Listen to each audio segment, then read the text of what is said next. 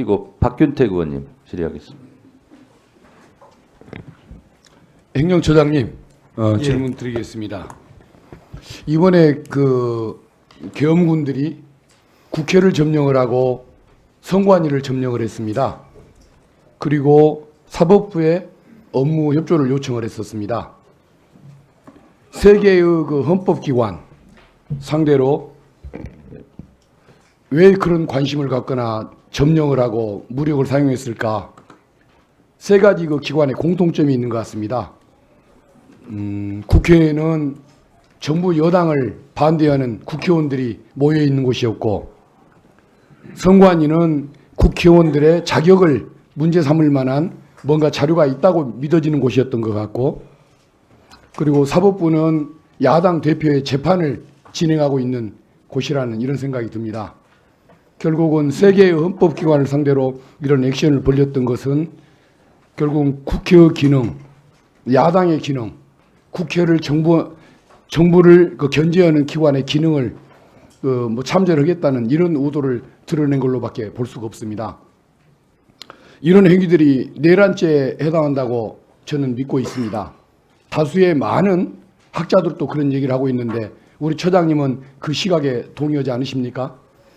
오전에 제가 답변 드린 것처럼 위원님 우려하시는 바 공감하는 부분이 있고, 또 저희 당시 간부회의에서도 그에 대한 상당한 의문을 제기되었기 때문에 그래서 파견 요청에 응하지 않았다, 이 정도로 저희들 입장을 말씀드리는 것으로 충분할 것 같습니다. 네, 알겠습니다. 사실상 우리 처장님이 법원에 몸을 담고 계시고 사법부의 위상 때문에 직접적으로 말씀은 못 하시지만 동의하는 거나 다름없다는 그런 입장임을 확인할 수가 있는 것 같습니다. 여당 의원님들 다수는 지금 마음속에 고민들을 많이 하시는 것 같습니다. 그렇지만 그 지도부 중 일부 의원들은 꼭 그렇지도 않은 것 같다는 생각을 합니다. 타인의 범죄를 만리할 입장에 법적 의문을 지고 있는 사람이 그 상황을 방치를 하고 묵인을 하면 그것은 부작위에 의한 방조죄가 성립하지 않습니까? 일반론적으로는 그럴 가능성도 예. 있습니다. 국회의원은 헌법상 정부를 견제를 해야 하고, 특히 국회가 점령을 당했을 때 그것을 해소를 하기 위해서 노력해야 하고, 그 내란 범죄를 막기 위해서 헌법상 부여됐던 그 비상계엄 해제 요구권이라는 권한과 책무를 가지고 있는 기관입니다. 근데 누군가가 그걸 일부러 계획적으로 방해하는 행동을 했다고 한다면 그것은 내란죄의 공범 내지는 방조범이 되는 것 아니겠습니까? 헌법기관에 몸담은 사람은 누구든지 자기 직무에 최선을 다해서 성실히 임해야 된다 정도만 말씀드릴 수 있을 것 같습니다. 저는 평소에 본회의장에서 여야가 서로 목소리를 높이고 싸울 때 잘 소리를 안 지릅니다. 성격상 그게 맞지도 않기도 하지만 우리 여당 안에 계신 분들 중에 언젠가 나라에 위기가 왔을 때 마음을 함께 해줄 분들이 있으리라는 것을 알기 때문에, 그런 믿음 때문에 저는 소리를 잘 못 지르는데, 이번에 어쨌든 함께 해주셨던 18분의 여당 의원님들께 감사한다는 마음을 이 자리를 빌어서 좀 말씀을 드리고 싶습니다.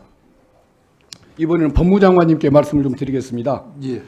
노자가 얘기했던 그 지도자, 그 군주상에 대해서 가장 그 하급의 리더가 백성들로부터 조롱을 받는 군주라고 얘기하지 않습니까?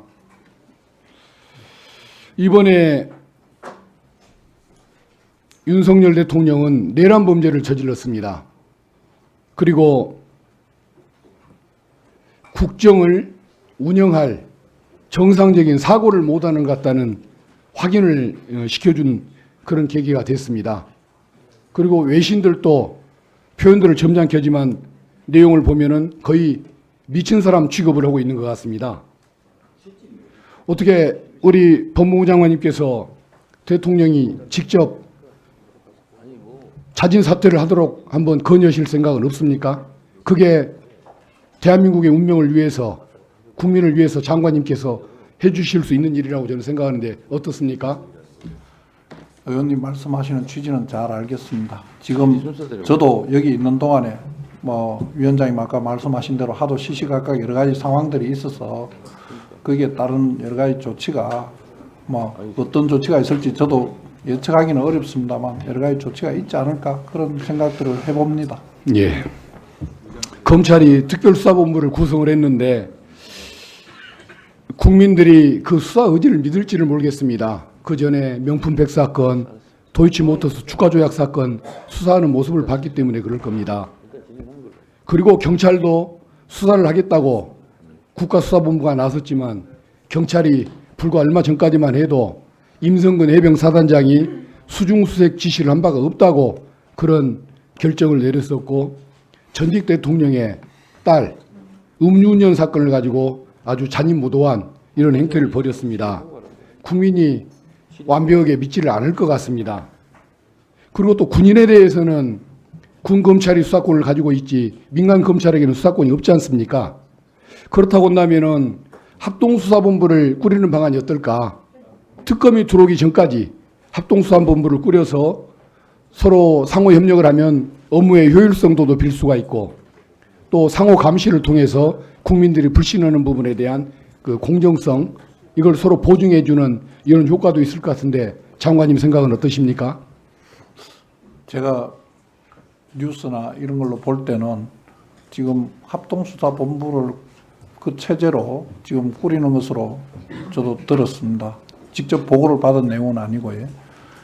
그 내용은 위원장님께서 더 잘 알고 계시는 것 같은데 뭐 안타깝게도 지금 의원님 말씀하신 대로 모든 기관이 불신을 받고 있다는 것은 굉장히 참 안타까운 일이고 저희들로서는 늘 말씀드렸지만은 그런 불신이 누적될까 봐 굉장히 고민도 하고 의원님들께 부탁도 드리고 했던 것입니다. 뭐 어떤 방법이 좋을지 그 부분은 여기 계시는 의원님들하고 또 뭐 국리를 해주실 것이라고 생각하고 저희들은 저희들 나름대로 수사팀에서 잘 고하지 싶습니다. 그렇게 믿고 있습니다. 네, 우리 장관님. 예. 뭐 장관님이 지금은 저보다 상황 보고를 적게 받으실 수도 있는데 지금 계속 올라오는 뭐 보고라고 할까요? 첩보라고 할까요? 대통령이 지금 국회로 오고 있는 거 아니냐. 지금 서강대교도 뭐 통제했다 이런 얘기도 있어요. 지금 혹시 알고 있는 거 있습니까? 정말 죄송하지만 제가 지금 더 깜깜한 것 같습니다. 네. 그래서 대통령이 지금 국회로 오고 있는 거 아니냐 이렇게 지금 계속 상황이 되고 있습니다. 그래서 만약에 특별한 상황이 있으면 법사위는 정해야 하는 걸로 하고 국민의힘이나 민주당이나 지금 3시에 의총도 하고 그러는데 법사위는 계속 진행을 하고 특별한 상황이 발생하면 그때 정의하는 걸로 하겠습니다. 박준태 의원님 질의하시죠.